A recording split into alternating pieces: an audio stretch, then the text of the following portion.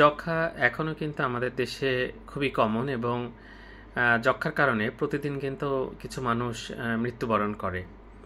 তো যাই হোক, হসপিটালে যখন একটা দীর্ঘমেয়াদী জ্বর নিয়ে একটা রোগী আসে, তখন কিন্তু আমরা মাথায় যক্ষ্মার কথা সবসময় মনে রাখি। এছাড়া যক্ষ্মা হলে দেখা যাচ্ছে ইভিনিং রাইজ অফ টেম্পারেচার হয়, অর্থাৎ সন্ধ্যার দিকে জ্বর আসে এবং ওজন কিন্তু কমে যেতে থাকে। কারো যদি দীর্ঘমেয়াদী কাশি হয়, তার সাথে ওজন কমতে থাকে, জ্বর থাকে, তাহলে কিন্তু আমরা যক্ষ্মার কথা মাথায় রাখি।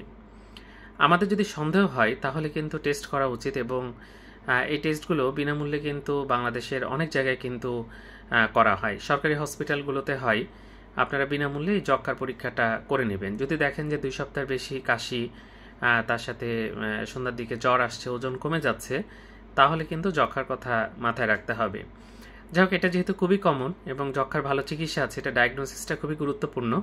ডায়াগনোসিস করলে চিকিৎসা কিন্তু অনেক সহজ হয়। ধন্যবাদ সবাইকে।